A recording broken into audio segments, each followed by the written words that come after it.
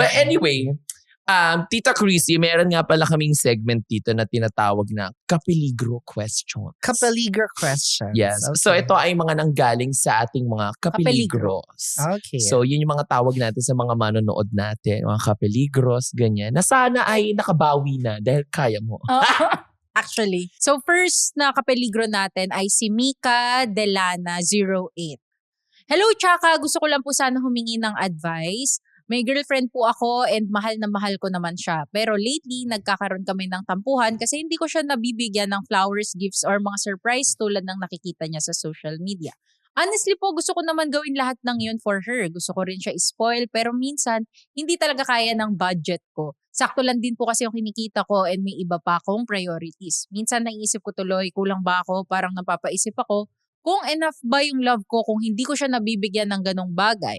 Nahihirapan din po ako mag-explain kasi baka isipin niya nagdadahilan lang ako or worse, baka isipin niya hindi ko siya ganoon kamahal. Chaka, paano ko po ba ipapaintindi sa kanya yung sitwasyon ko nang hindi siya nasasaktan? Ang dami niyang time mag-type. Yes. Ang dami. Oo. First of all, ang pinaka-solusyon dito is, I think you have to find a new girlfriend. Or, Yun na pinaka-solusyon? Kakawatpad mo yan. yes, di ba? Parang hindi lahat ay fairy tale. Di ba? Parang if swerte ka, if your jowa ay katulad ko na ang love language ay gifts, and he or she is able, swerte ka. Pero you don't impose that. Diba? Na dapat regaluhan mo ko. Diba? Sometimes baka bumalik na naman kasi tayo dun sa broke boys naman na issue na yan eh. Pero if feeling mo okay ka na at hindi naman binababa yung standards mo, okay ka na sa street food, o minsan baka pwedeng magtipid tayo, huwag naman tayo sa ganitong lugar, dito naman tayo sa mas makakamura tayo. Pero, you know, nandun pa rin yung what date. matters the most is that We your love each other. company, your love, diba, for each other, yun. The effort And is there. paano mo ipapaintindi? You tell your girlfriend honestly na ito lang yung kaya ko. Hindi sapat, hindi man kulang, hindi sobra, pero ito, I can give you this if and only if hindi maintindihan ng girlfriend mo, siya na talaga ang mali. Yes. At Totoo siya ang yan. kailangan mong palitan. Nahihirapan din akong mag-explain kasi baka isipin niya, nagdadahilan lang ako. Baka ikaw lang din ang nag-iisip. Nadjudge Baka ka na. pinangungunahan mo Yeah. siya. Na baka overthinker ka na hindi maintindihan ng girlfriend mo. Where in fact, wala naman siya sinasabi. Diba? Kasi, baka naman kasi si girlfriend din, nasanay no mga unang parts ng relationship nila. Baka mga unang months nyo or years nyo, bigay flowers ka, bigay ganito ka, Yun tapos ang medyo biglang mali. out of nowhere, Oo. nasanay yung girlfriend, out of nowhere, biglang nawala na yung mga ganong gestures. Dahil dyan, meron pa tayong another question from one of our kapeligros from Jamie Lynn Kapeng. Hello, Charot and Poca, and hello po, Miss Chrissy. First of all, aliw na aliw po ako sa friendship niyo with Tip and other influencers. Taray. Mahiyain po kasi ako, so unlike you, para po sinabi niyo ang kapal ng mukha namin lahat dito. Parang, unlike you. Unlike you.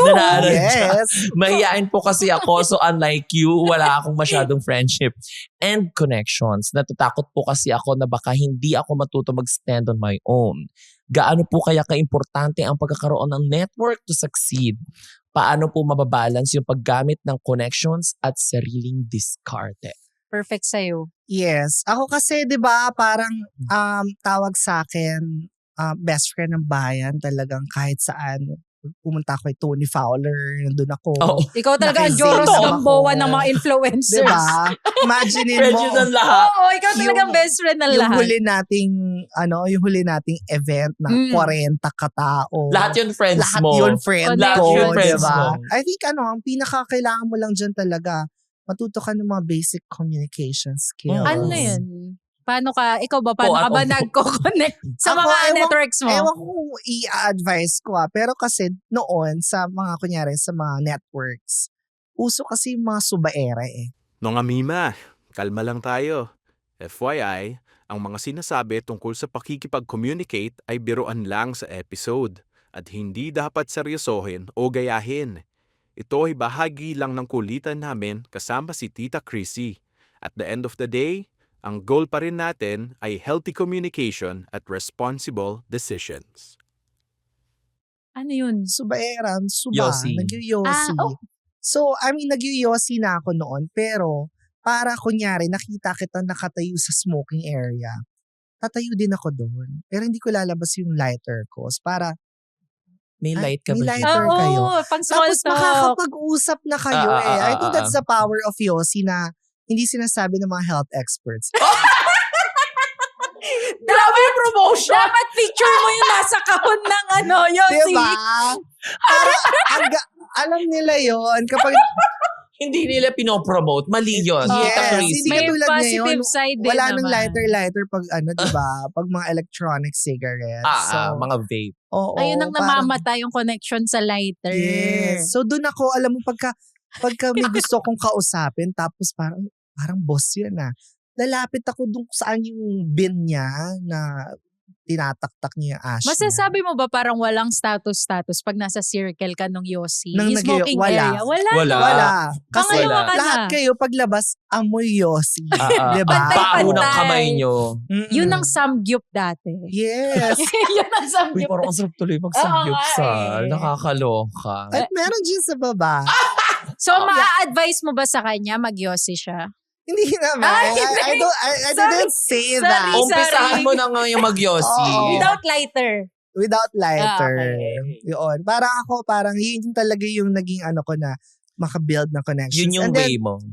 pag kami bago akong kausap, I ask them the little things, para icebreaker, diba kung, same age ba tayo? Sorry. Gumagano na lang ako. 95 ka. Ako, ganito ako dito ako sa school Intramuros. Doon ka rin. So may, hahanapin mo Mutual. Ang common denominator. Yes. Yes. Yes. Totoo. At saka sa Ganda. totoo lang, ako naman, personally, may times na mahihain ako before. Pero tinry ko talagang mag-break ng barrier between other people.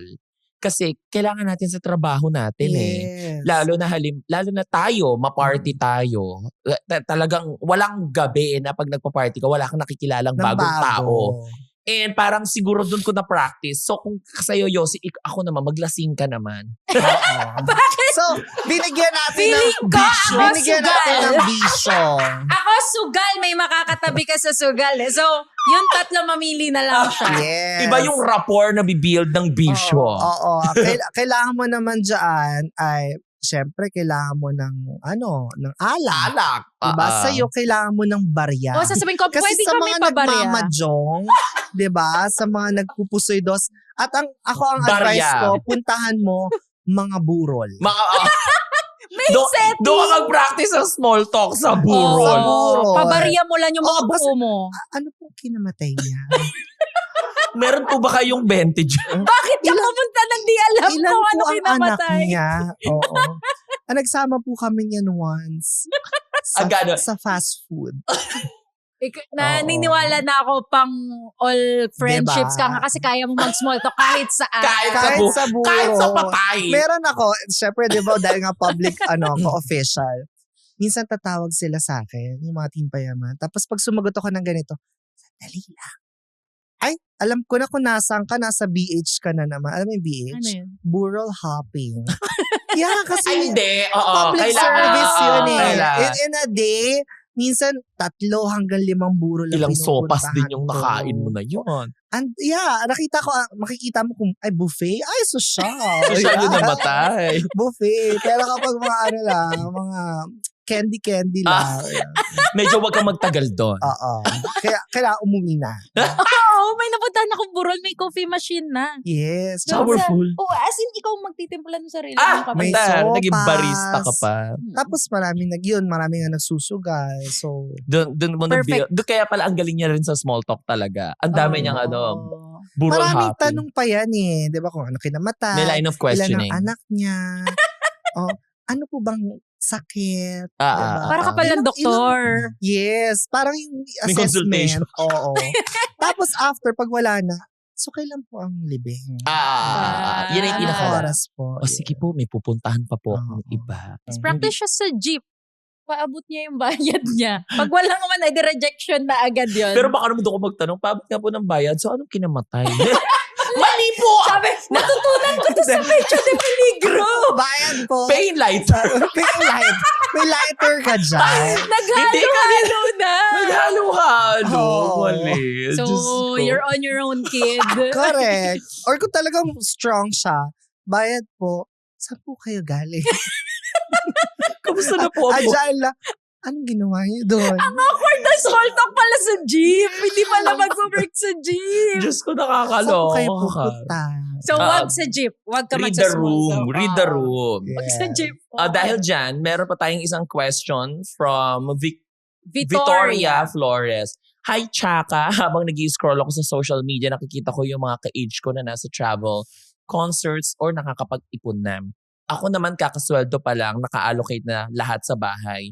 Minsan hindi ko maiwasang mainggit. Normal lang ba to?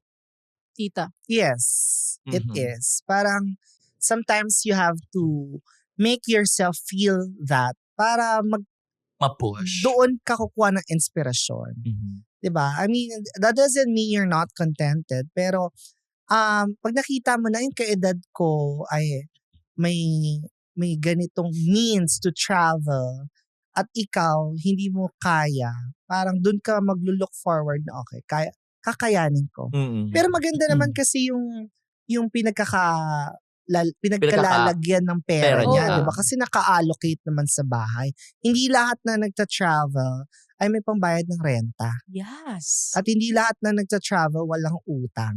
Totoo yan. 'Di ba? I hate utang. Totoo. The only utang that I can do is umutang ng loan for business Mm-mm-mm. or But not for leisure. credit card. Mm-mm. Pero yung pag nag-swipe ka, dapat the Alam mong moment may- na binili may mo, may pambayad ka na. Sabi nga doon nila, pag nag-i-swipe ka ng credit card, dapat kaya mo na siyang bayaran agad. Hindi yung parang On the wala ka spot. pang Oo. For the points lang For yun the points and miles pampapatagal, and no? benefits. Kasi if you are financially literate, using credit card is a blessing. But if you do not know how to use it, it's a curse. Yeah, alam mo dati, lahat ng mga dumadating ng credit card sa akin, because I saw it from my mom, kinakat ko siya. Mm-mm-mm. Kasi parang May gumagawa nga doon. dinidisiplina ko to sa sarili ko. Putulin ko na to. Parang doon ko na-realize na alam mo ngayon, hindi ko na kayang mag-debit. Mm-mm. Parang lahat credit. Kaya one time, umalis akong bahay, walang iritang-irita ako. Kasi hindi ako masyado nagka-cash. So may cash naman, pero alam mo yun nabasag na naman nga yung cash. Oo. So mababaryahan na naman, dire-diretso yun. So parang sabi ko, no, talaga ma-credit ako. And it also defines your credit score. Totoo. Gaano ka responsableng magbayad. Diba? At saka centralize yung credit score natin dito sa Pilipinas. Yes. Hindi man siya ganun ka-strong compared sa ibang bansa like sa US. Pero nakalimutan ko yung pangalan nung specific department na yun na nakakaalam ng credit score natin. Let's say, medyo hindi ka nabayarang credit card at hindi mo na siya binayaran forever. Hirap ka nang kumuha ng car loan, hirap ka nang kumuha ng home credit. Connected siya sa Parang lahat. interconnected lahat-lahat. Yes. So you might want to be very careful about it. Uy, huwag kang magpaka-Petsa de Peligro sa content. Kung bitin ka sa kwentuhan, punta na sa YouTube, Spotify, at Apple Podcast para mapakinggan ang buong episodes ng Petsa de Peligro. Brought to us by Union Digital Bank. Kompleto yan. May funny highlights, seryosong tips, at mga discarding pwedeng makatulong sa'yo before sweldo day. Kaya mong maging mas wise. Check out Petsa de Peligro Podcast sa lahat ng social media platforms. Pati na rin ang Union Digital Bank on Facebook, Instagram, TikTok, and YouTube for more tawanan and discarded stories. At syempre, don't forget to like, comment, and subscribe bago maubos ang mobile data mo.